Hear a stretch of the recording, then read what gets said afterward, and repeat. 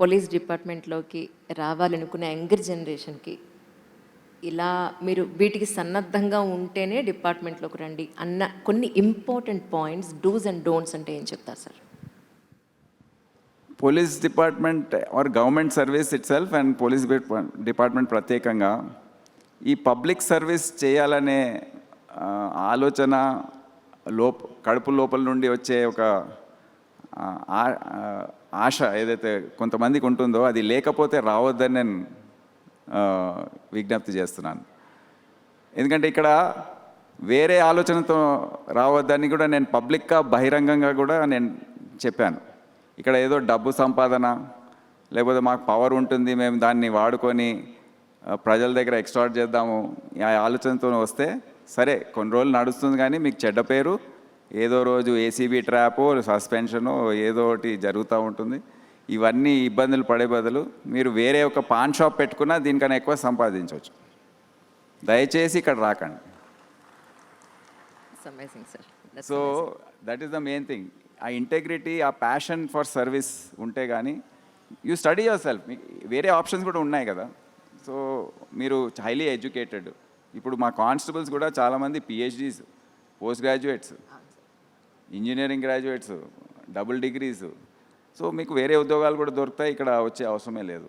So ఇదొకటి కూడా ఈ అంచనా వేసుకొని వస్తే బాగుంటుందని. ఎందుకంటే మీకు ఇక్కడ వచ్చి మళ్ళీ వేరే బిజినెస్ పెట్టుకున్నారనుకోండి, ప్రజలకు బాగా ఇబ్బంది కలుగుతుంది, అన్యాయం జరుగుతుంది, అండ్ అఫ్కోర్స్ డిపార్ట్మెంట్ చెడ్డ పేరు వస్తుంది అండ్ గవర్నమెంట్ చెడ్డ పేరు వస్తుంది.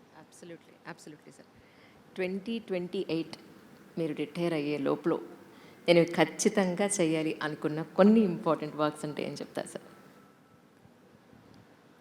ఇప్పుడు నేను గమనించింది ఏంటంటే, ఒక ఫ్రెండ్లీ పోలీసింగ్ కాన్సెప్ట్ అని పెట్టి మా ఆఫీసర్స్ కొద్దిగా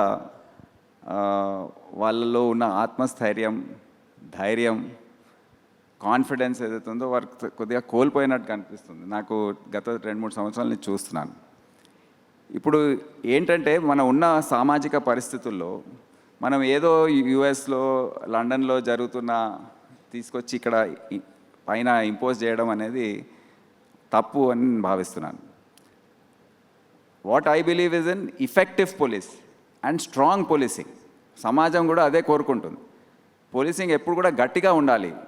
ఎవరైతే సంఘ వ్యతిరేక శక్తులు ఉన్నాయో, రౌడీ షీటర్స్ ఉన్నారో, క్రిమినల్స్ ఉన్నారో, వారి పట్ల మనం కఠినంగా వ్యవహరించకపోతే మిగతా 90% జనాభా ఇబ్బంది పడుతుంది.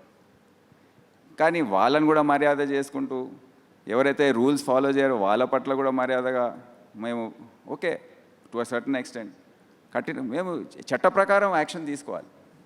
What ever is to be done has to be done. ఎందుకంటే మిగతా 90% జనాభాకి రిలీఫ్ రావాలంటే ఇది చాలా అవసరం.